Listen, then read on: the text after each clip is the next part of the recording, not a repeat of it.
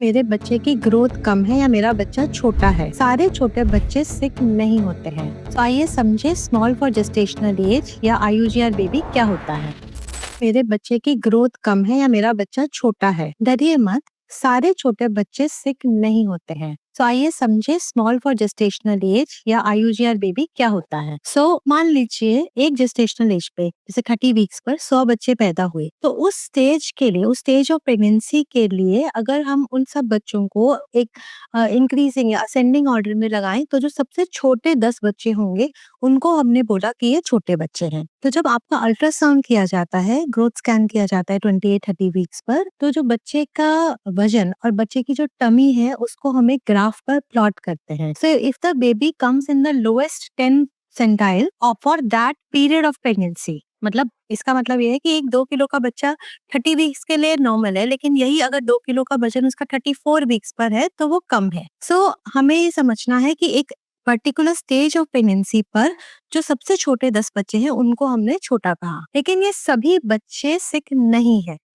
पहला सवाल आता है कि क्यों होता है, मुझे कैसे पता चलेगा कि ये मेरे बच्चे के लिए डेंजरस है या नहीं, और मुझे क्या करना है। लो बर्थ वेट एक इकलौता रीजन हम नहीं पिन पॉइंट कर सकते कि इस वजह से ये हुआ। Contributory factors can be simply genetic, कि बच्चे का ग्रोथ पोटेंशियल ही यही है, उसके फैमिली में पेरेंट्स का बिल्ड कैसा है, आपका यानी होने वाली माँ का बर्थ वेट क्या था, या आपके जो पार्टनर है, आपके हस्बैंड है, उनका जन्म का वजन क्या था, प्री प्रेगनेंसी आपकी न्यूट्रिशन कैसी थी, अर्ली प्रेगनेंसी में कोई ब्लीडिंग तो नहीं हुई है, ड्यूरिंग प्रेगनेंसी आप अनीमिक तो नहीं है, स्मोकिंग की कोई हिस्ट्री तो नहीं है, एंड इसके बाद प्लेसेंटेशन। प्लेसेंटेशन मतलब वो ऑर्गन जो बच्चे को न्यूट्रिशन और ऑक्सीजन आपसे दे रहा है, प्रेजेंटेशन कैसी हुई है। तो हमें ये समझना है कि इसमें से सभी रिस्क फैक्टर आपके कंट्रोल में नहीं है। तो इट्स नॉट कि डॉक्टर मैं तो अच्छे से खाती थी, मैं तो रेस्ट भी करती थी, फिर ये बच्चा छोटा क्यों है, क्योंकि सब चीजें हमारे कंट्रोल में नहीं है, कुछ चीजें नेचर के हाथ में ही है।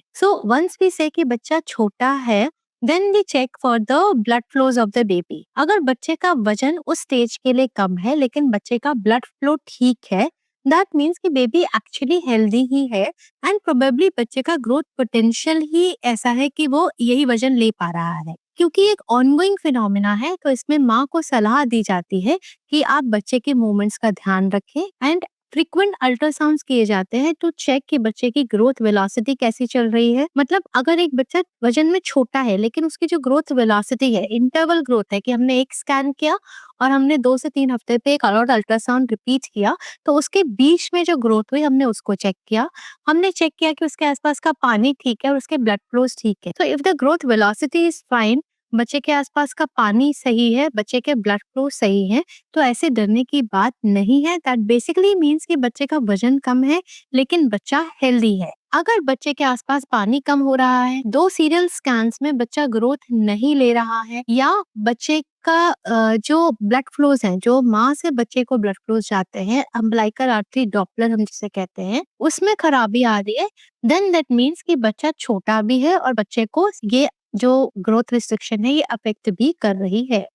What is the treatment? क्या हम कुछ करके बच्चे की ग्रोथ को बढ़ा सकते हैं? तो well yes, there is no one proven treatment कि मैंने ये दवाई खाई और बच्चे की ग्रोथ बढ़ गई, या मैंने खाने में ये चीज खाई और ग्रोथ बढ़ गई, ऐसा नहीं है। बट जो ऑब्वियस कॉजेज हैं, अगर आपकी डाइट बैलेंस नहीं है, डाइट में प्रोटीन्स कम है, या आप स्मोक करते हैं, या बहुत स्ट्रेसफुल सिचुएशन में है, तो यस हमें उन पे वर्क करना होगा। Apart from that, the main stay है इसमें ट्रीटमेंट का, वो यही है कि हम बच्चे को मॉनिटर कर रहे हैं और हम appropriate timing of delivery select कर रहे हैं, विच बेसिकली मीन्स कि हमने रिपीटेड स्कैन्स किए, रिपीटेड क्लिनिकल एग्जामिनेशन किया, underlying causes like BP, nutrition, smoking, इन अनीमिया, इन सबको हमने करेक्ट किया एंड बच्चे को मॉनिटर करते गए। अगर किसी भी स्टेज पर हमें लगता है कि बच्चे को आगे प्रेगनेंसी कंटिन्यू करने में ज्यादा रिस्क है, क्योंकि बच्चा माँ के पेट में अब ग्रोथ ले ही नहीं रहा, या उसके ब्लड फ्लोज इतने कॉम्प्रोमाइज हो गए हैं कि अब उसको ब्लड जा ही नहीं रहा, that is the stage when delivery can be advised. So that basically means कि इन केसेस में कई बारी प्रीटर्म डिलीवरी भी करानी पड़ सकती है। ऐसे में कई बार इट इज आस्क्ड कि डॉक्टर साहब मेरी डिलीवरी कैसे होगी?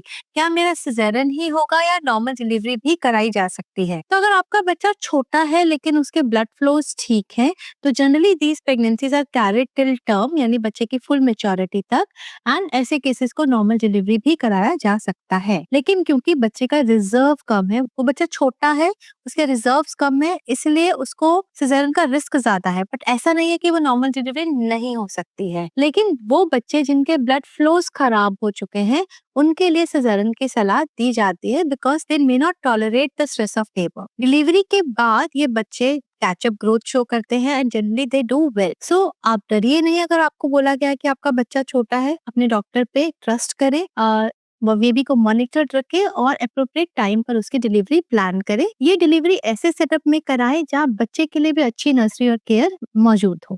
Thank you.